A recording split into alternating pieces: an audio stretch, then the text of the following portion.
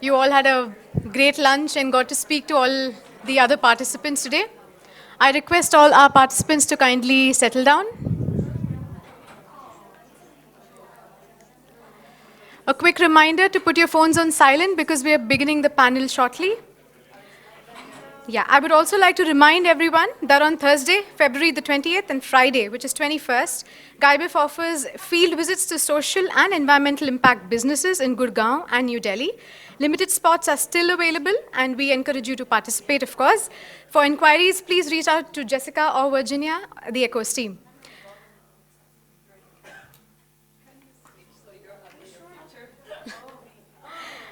And while we change our seating arrangements, I'd like to introduce you to the next panel, Networks Driving Impact Business Success. This session will explore how organizations and networks foster collaboration and drive impactful business growth. Featuring representatives from global networks and social enterprise hubs, this discussion will highlight best practices for scaling impact. I would like to invite our speakers who are already seated on the dais, our moderator, Ms. Graciela Diotto, President Suma Veritas Foundation and Regional President of South America, ABWCI, and our panelists, Ms. Sucharita Kamath, the Aspen Institute, Regional Director Asia, ANDE.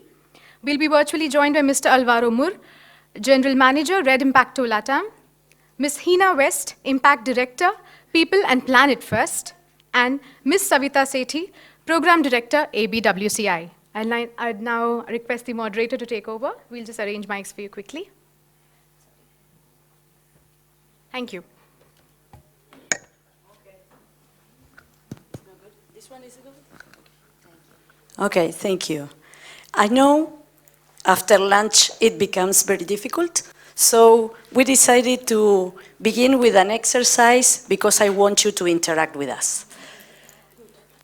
So, everybody has a pen, please. I need you to use the pen because there was, in 1988, an Austrian psychologist that did an experiment and divided two groups of people, and he wants people to understand that the way we use our muscles on the face, it interacts direct with our emotions. For that, he presented humorous figures to two groups. And the first group has to do this. Please follow me. That's you, this sector. You have to put here, just like that, like a mustache. As you can see, this is very funny because you look very angry. So, and the other part of the group has to put the pen between teeth. This way, what happened with the experiment?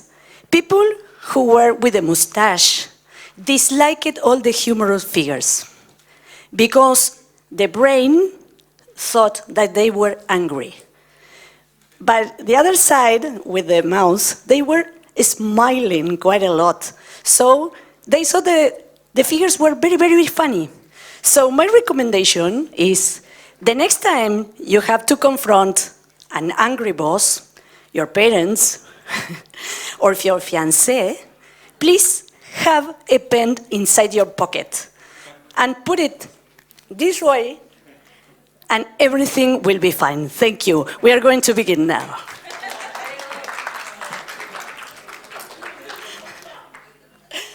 We are going to begin with this panel. As you can see, it's the only panel with all women today. So we are yes, I know Álvaro, but Álvaro is not here. We'll be in the internet, okay? Okay, just begin. Who wants to begin? This is, sure. Hina, you always want to be first. Well, it's before I fall asleep, right? Hi, I'm Hina. Hello, everyone.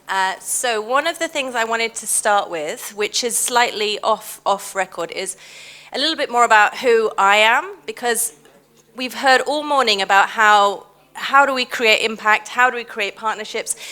It's about human connection. It's about building relationships and trust between each other. And until you know someone, you can't really do that. So Hina, who has heard the name Hina before? Anyone heard the name Hina before? Okay, because it's actually an Indian name. Okay, right? And who has assumed I'm part of the Latin American delegation? Yeah? Yeah. I look kind of like I might sneak into that as well, right? It's until I open my mouth, and then until people try to speak to me in Spanish, it doesn't work, right? But I have infiltrated a Latin American organization. My father was born in Lucknow, India, so about 300 miles east from here. So I'm actually of Indian heritage, but I'm British. And I think I'm the only British person in the room. And we've been talking about the UK, Latin America, and India. I am the honorary Brit, okay? So when we talk about engaging the Brit, I am the Brit. I have come here, I have put my money where my mouth is, put my, I'm here, listening and learning. So there you go, that's me. Hola. Since we're talking about connecting, bienvenido a la India. And that's about the sum total of the Spanish that I know. Courtesy my fabulous colleagues who run our 3 Latin American chapters. And I'll use that to segue into, because a 40-minute panel is now 30 minutes, and I really wish that we do this more in Q&A. Let me tell you a little bit about ANDE. Thank you, of course, to the GIBEF and the ECOS team for giving me this opportunity. We are a network of intermediary organizations, so organizations like ECOS, like ABWCI, they aren't members yet, but these are who we call intermediary organizations, and that's not a pitch for membership, though I did actually speak to Savita about it. But we are a network that brings these organizations together, and they all work with what we call small and growing businesses. Right? Why do we call them small and growing businesses? Not just because we want another acronym, though those are quite popular at ANDE, but it's because that definition encompasses the impact of the social enterprise ecosystem that I'm representing today, but also the startup ecosystem and the MSME ecosystem, right? A subset of that. Those enterprises that have between 5 and 250 employees and are looking for growth capital between 20,000 and $2 million US. Yeah? We exist to make them better at what they do so that finally the enterprises that they support can survive and grow and scale. Right? So that's the mandate. So we do all of the capacity building and connections. You heard a lot of South-South, South-North. That's what we're supposed to exist to do. So I want to make the offer here, not just to ECOS, but to anybody else in the room, which is, that's what we're supposed to be doing as ANDE. The India chapter, we have a chapter structure, and like I said, 3 chapters in Latin America, 3 in Africa, and 2 in Asia. Our role is precisely that, right? How do we connect the dots and actually make collaboration happen? And because we are a non-profit ourselves, a part of the Aspen Institute, we have the luxury of being able to kind of come outside in, right? Our mandate is not entirely dictated by its members, while they do provide us very, very important, flexible funding in the form of their membership fee. We do also have grants that primarily support our work, and our job is to play a field-building role, to act as a think tank, to identify white spaces and use the power of collaboration and diverse thought. The only point I'll say is we've all been talking a lot about collaboration. It's really, really hard, right? It takes a long time, and it starts with building trust, and that is a long process. So that's sort of the first learning that I will share with you, and I'll pause there so Savita can get a few words in. Thank you, Sucharita, but I'm going to take the conversation forward of becoming a member and collaborating. So I represent ABWCI, which is also co-organizer for this event. And our organization is a global chamber of commerce. We are also a not-for-profit. And we primarily, and in fact, we only work with women entrepreneurs. And when I say women entrepreneurs, it is a very fancy English word, but we also we work with women who are working at their household levels. So entrepreneurs at that level to entrepreneurs who are at the global level. So it's like more from local to global. That's what we do. And we work on making, we call ourselves ecosystem enablers. Because there is an ecosystem which exists, and we are a part of that ecosystem. And we are trying to make sure that everybody who comes in contact with ABWCI, or anybody who we can outreach to, gets access to those 4 pillars that we work on. One is access of finance, market, technology, and entrepreneurial ecosystem. So any woman entrepreneur, depending on what she needs, is given access, is helped with that. And they can leverage on our ecosystem, our knowledge. And what Sucharita just mentioned, that we are here for collaboration. Because ABWCI believes that we can't work in silos. One person can't do everything. So collaboration is the key for our organization. So that's where I want to begin with, and of course, I'll add in more. Okay. I know these ladies asked me to let them time to answer questions from you, because we are an interactive panel, as you can see. But I have one question for you. And usually when we talk about networking, it's very difficult for women, more difficult for women than men. It depends. You know what happens? Men, when they are networking, they can mix their networks. So they can play football, tennis, and do business at the same time. What happens with women, that we have separate networks. We have the moms from the school of our sons, and we don't talk about business with the mom of the schools of our son. So I want to ask you, do you see this in this way? Or what is what we need to do to learn from men and do better networking? Who wants first? Hina.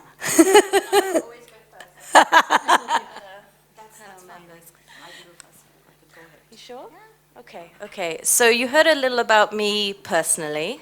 So professionally, just quickly, I lead a global movement called People and Planet First, which is about 50 plus formalized partnerships, which also include ANDE and ECOS.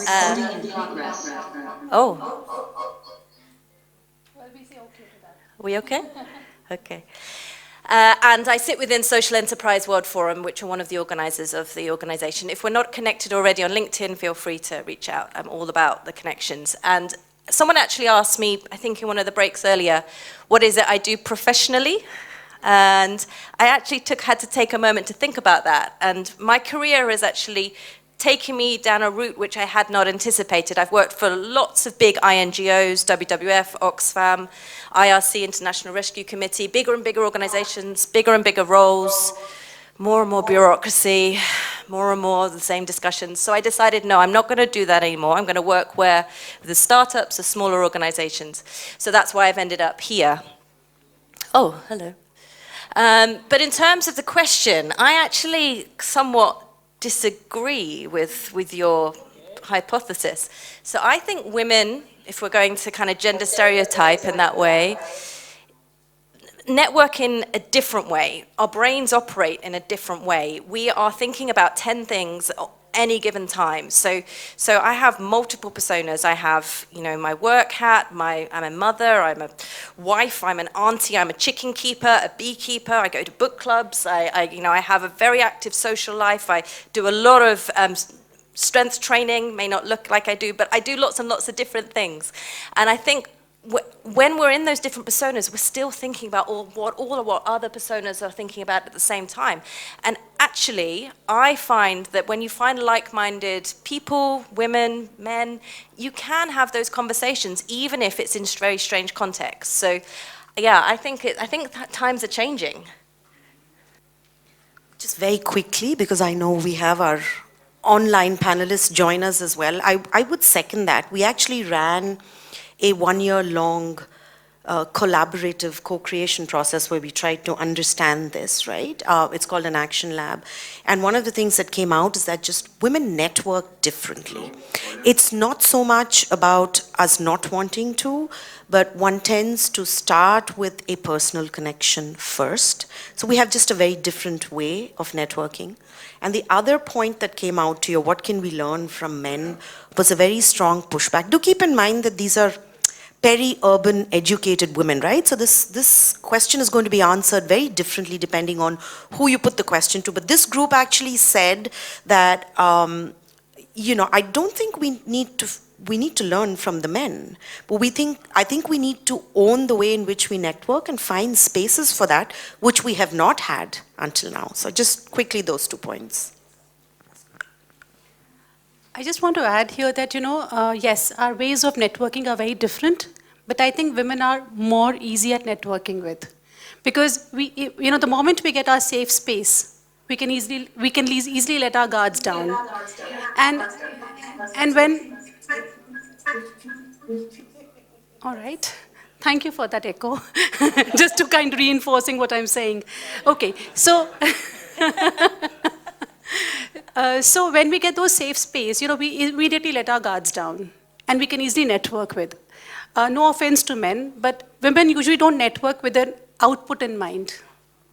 Men, no offense please, but that's how we do it. So it comes very natural. We first make connections, and then we think of networking, and then think of the output later on.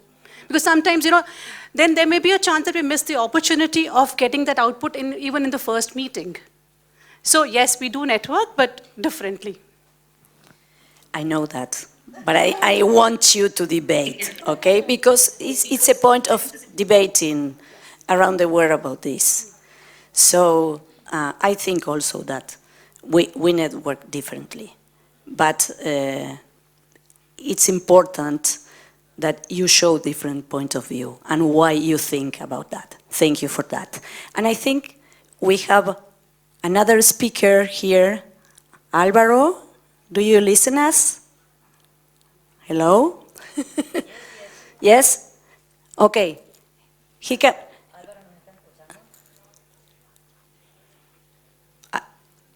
He says hello, but Álvaro, if you're here.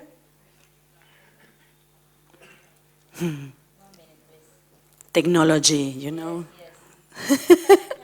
Yes, yes. Whilst we're waiting for Álvaro. So, something I was just reflecting on that, and I just realized how much privilege I was speaking with as well. As like, the world in which I operate allows me to have that privilege and to be able to network in that way.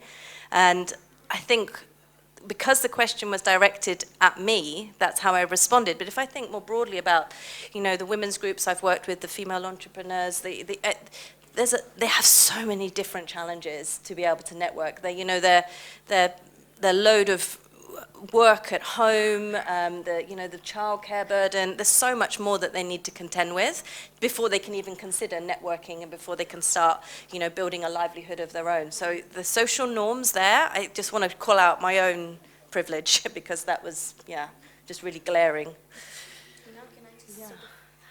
And while we're waiting for Álvaro, I think one of the questions that I saw, and I'm thinking that might be of interest to you, is about how can we connect, right? That's why all of you are here, to take forward our work.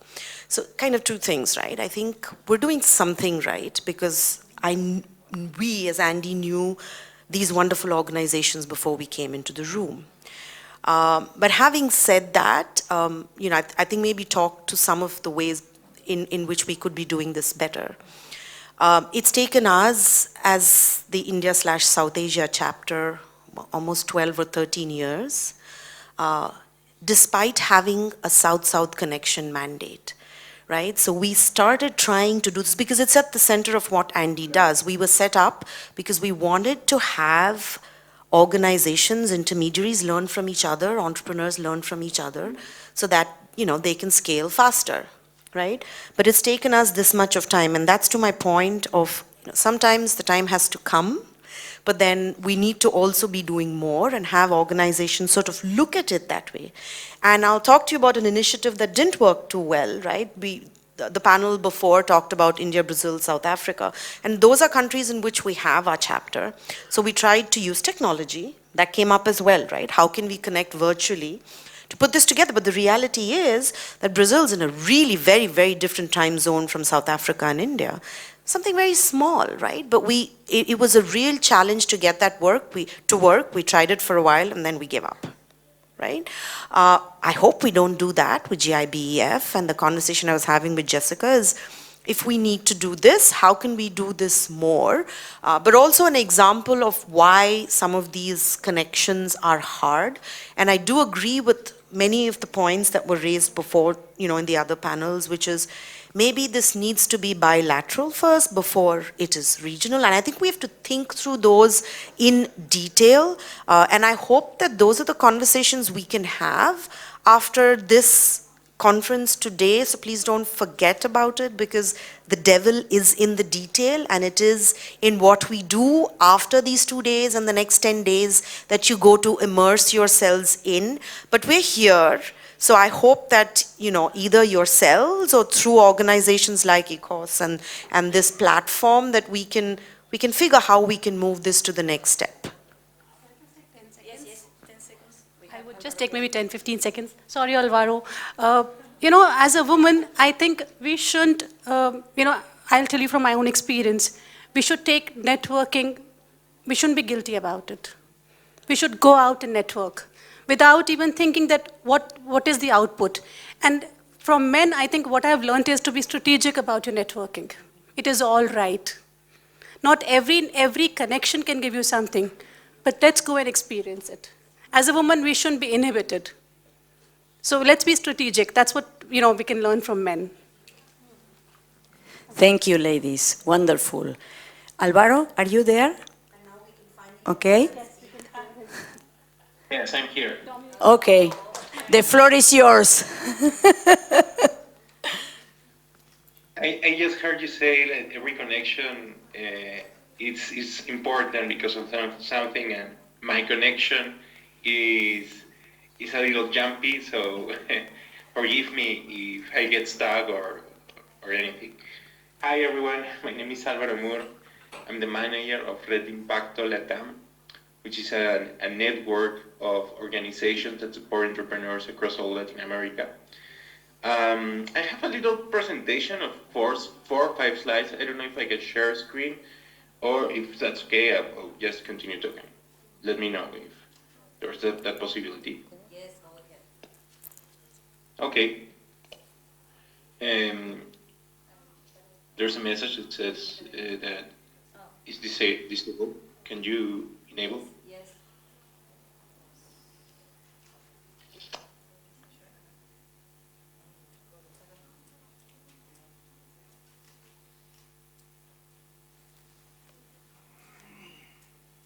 Ready.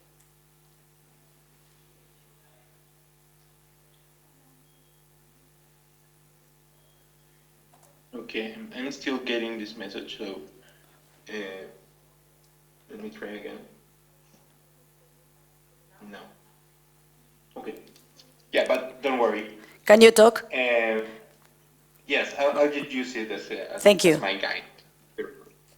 So, as I was saying, I'm the manager here at Red Impacto Latam, which means Impact Network in Latin America, of all of these organizations that support entrepreneurs across all this region. And this was a coalition that was formed during a time of crisis, a time that sometimes feels alike the times we're living today, because of all this international cooperation and all this chaotic environment that we're living in right now. And as many entrepreneurs have in many countries, their supporting groups, the organizations that support entrepreneurs also needed some kind of support to grow, to learn how to raise money, to work together, etc. And that's why this coalition formed during that time.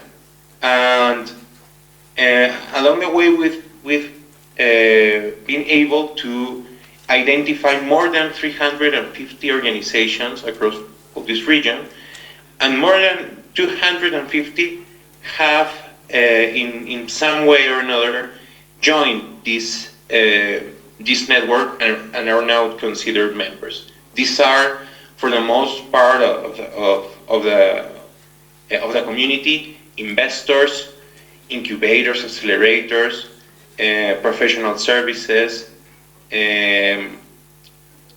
research and development centers, co-working spaces, and also other ecosystem builders, because there are some of us, some actors that cannot be defined by one specific operational model, but we do a lot of things that ultimately are to support this impact entrepreneurship in our world, to solve problems within companies, generating money, but also having a social and environmental impact.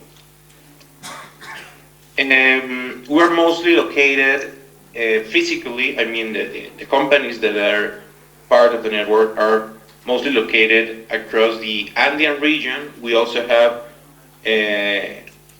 some important percentages across Central America. Others operate from the United States or other parts of the world, but have incidents in Latin America, and this is like a third of our network.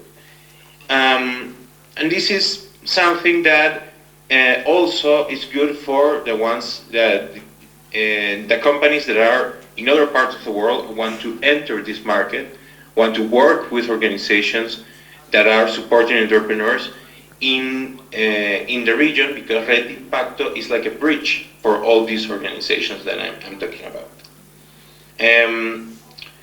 I would like to mention how we function. At the start, we were just a community with many members. For example, ECOS, which is one of the organizers of this wonderful event, was the one that invited us, and they, along with others, formed this organization and started to pick up some tasks like a community that organically decides, like, we're going to do this, we're going to do that, and this in time allowed us to secure some funding from the Target Foundation in the United States, the Argidius Foundation in Switzerland, and also to make partnerships with other NGOs like IREX in the States, with other corporate foundations like SAP, and of course our partnerships with which is one of our funders,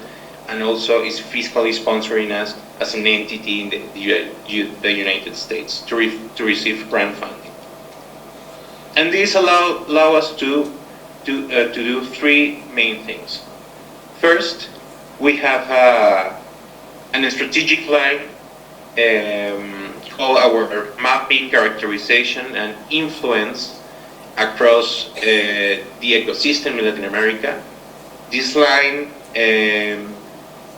it's about identifying organizations all the time. It's about giving the organizations information about the composition of the ecosystem, how many investors there are, how many incubators, how many other ecosystem builders, and this is also very important to influence in the public policy.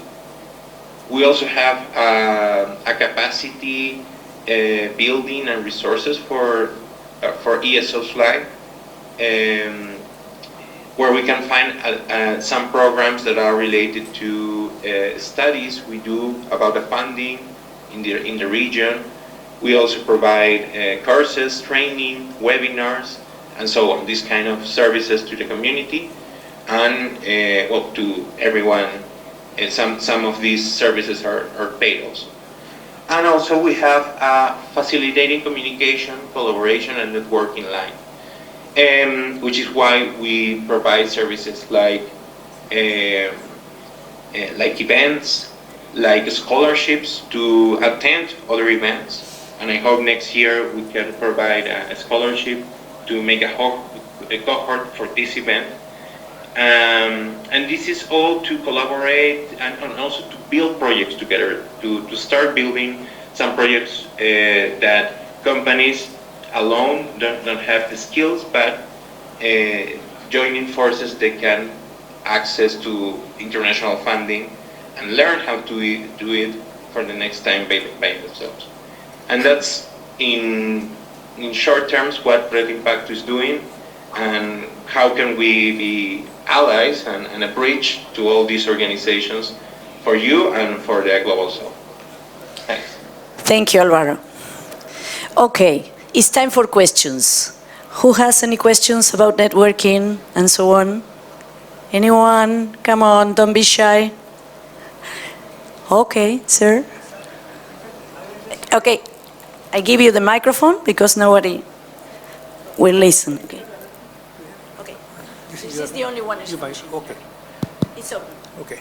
See, I was just hearing about networking skills of men and networking skills of women. I personally feel networking skills are important, irrespective of men and women. There could be very good networking women also. There could be very good networking men also. Ultimately, these are the skills. Some women may acquire very good skills of networking. Some men may acquire very good. So it's mutual. We need to learn from women. We also need to learn from men. I don't think it's one-sided. That's my view. Okay, thank you. Ladies, you want to say anything? Is there a question? No, it's okay. Anybody else wants to talk? Come on, don't be shy. If not, okay. Yes, you have a question, Jessica? Hello. Since I don't want to cover everyone. Okay, so since the four of you are working in different regions, across different countries and cultures, I would like to ask you, which are the main challenges you face when working with people from different contexts, and what advice would you give someone that would like to collaborate with others in other regions?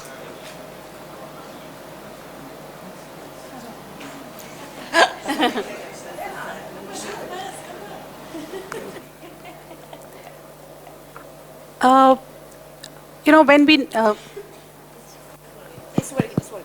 Okay, so the challenge that we face is, I come back to what we get out of it. When you network with anyone, when you're collaborating, the first question is what can you give and what can you get? Which is why it's important, those trust, I don't know whether others have faced it or not, but there are trust issues. And contextually, every organization, because we are a network of women entrepreneurs, we collaborate with different organizations, we collaborate with different organizations in different countries. So every context is difficult, every context is different, which is why what I've understood and what I've learned is that there are trust issues, and second, what is the benefit that I'm getting out of it? And what are the commonalities there? Unless we are very specific about what is the exchange here and what is the common synergy, it hasn't materialized. So when we go and network with anybody, or when we are collaborating with anyone, we need to kind of be very sure as to what we are getting into. That's one thing that, I face that as a challenge. Unless I'm clear myself, unless the organization is clear, we do sign partnerships with that, but they don't fructify into something very real, very substantial. So in our experience, we can talk about how cultures are different, etc. But I think there's one thing that's common, and that is a challenge, right? Which is, it really is the mindset, right? So are you coming from, we tend to come, the dominant mindset across the world, especially when we talk about enterprise, is to compete, right? And that's where the trust issues come from, right? Why is collaboration so hard, whether it's within a country or it's across borders? Because at the end of the day, it is whether you have that mindset to truly do what it takes to collaborate, right? So whether that's trust or whether that's saying, hey, there's so much to be done, there isn't really space for us to compete, especially if we're talking about social enterprises. You had large numbers today from the folks at Impact Investor Council and GIN, by the way, all of whom are ANDE members, right?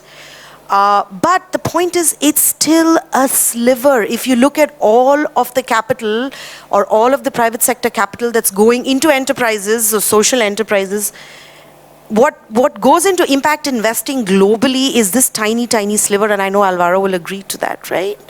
So the point I'm trying to make is that especially in this space, if we're talking about the impact sector, there is so much to be done that I think it's about the mindset that says there is no space for compete at this point of time. And as a network, at least, I think that is super, super important. And that makes the difference when it comes to brass tacks between moving from talk to action.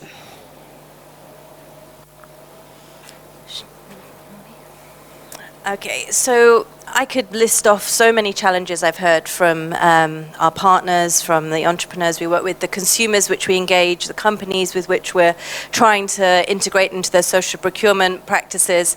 But one thing which I'm just going to pull out, because you've asked for one thing, is the terminology around impact businesses, social enterprises, fair trade organizations, how we define what it is we're trying to do, that business model. I think that in my position where I work globally, it changes from one conversation to the next. So having a unified definition of what we're trying to achieve, that is a challenge at multiple levels. I would agree. Álvaro, please. Oh, he's gone? No, he's back. Okay, okay. We want to hear from you. I think that the biggest challenge, or the one that summarizes it all, is alignment. Because I feel that many of the organizations, when I talk with them about how they perceive the ecosystem from their local perspective, there's this feeling that there's a lot of funding opportunities, and also investing opportunities. There's other things also that are not related with money, like collaboration between organizations in different parts of the region. But ultimately, we can talk about like the money is the thing making things flowing. So if we see it by that perspective, there are a lot of funding and investing that is not accessed because the companies in one country do not understand the objectives, the terms that some grants, some international cooperation is talking about.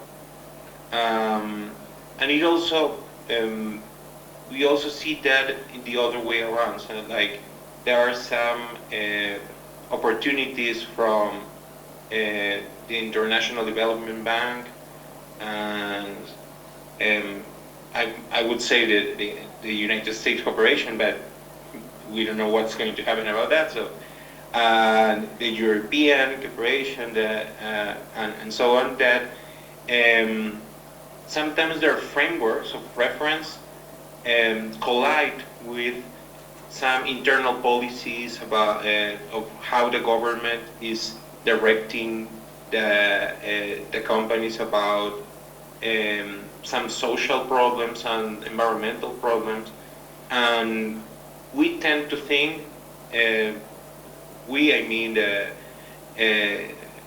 women and men that are working in this international context, that like everybody talks in UN terms about the SDGs and all these frameworks to understand sustainability, to understand impact, and that's not necessarily the case. So that's a big issue that we find that it's better fight off with information, it's better fight off with data. And data is very important, measuring impact is very important, and that allows for alignment within the region and within the recipients of funds and the ones providing funds. So we have to work with that challenge every day, and that's why one of the things that we do is this mapping of the ecosystem. Thank you, Álvaro. And we are run out of time, so please, yes, another question. That's good. Thank you. Please. Thank you. So more of a kind of, I just want to share something that was in my mind, because see, businesses are all about collaborations, and especially when we talk about social enterprises, it should be a collaborative based approach rather than the competition based approach, as the panelist also suggested. But I think a very important thing that happens is that the follow through does not happen, that you guys also discussed. So in this case, it's very important for the forum organizers to have a precursor or a post-cursor event, probably a post-cursor event, where the participants can connect after these 2 days physical forums as well. Because many times it happens that a relevant contact of mine might be coming on the other day of the conference. So it is the organizers who understands the profile of all the participants better, and they can really contribute in connecting them post the event as well through a virtual conference or something like that. So that's just a suggestion, and I would like to hear if the panelists think that is worthwhile.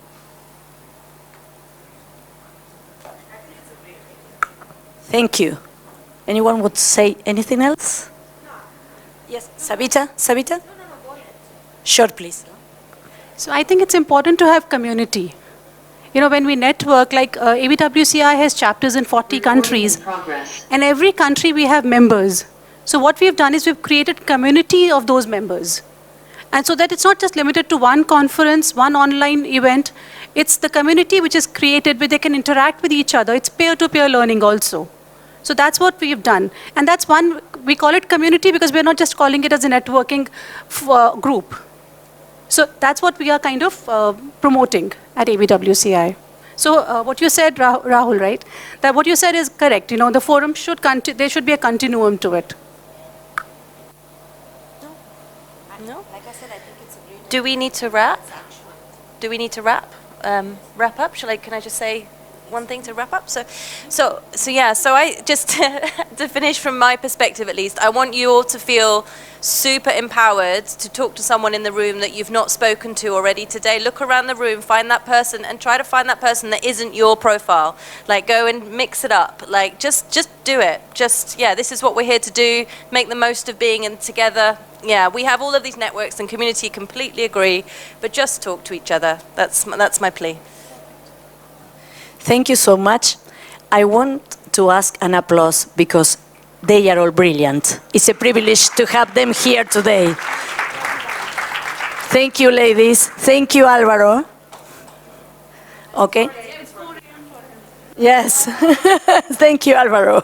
Álvaro, you are still there. You still be there, please, for a picture. Can you hear me? Can you hear me? Quédate un momentito ahí para una foto. And Jessica is coming. Give us a second, please. How do we get him?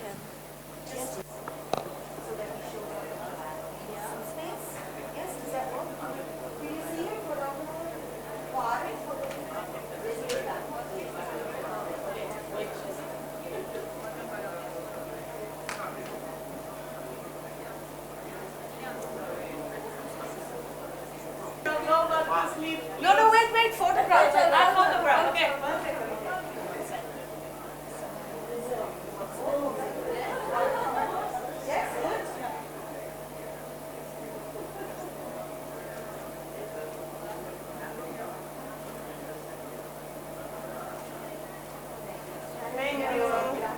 Gracias, Álvaro.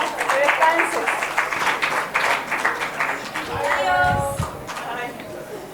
I'd like to thank all the panelists and our dear moderator for such an engaging session. I think all of us had great fun listening to them.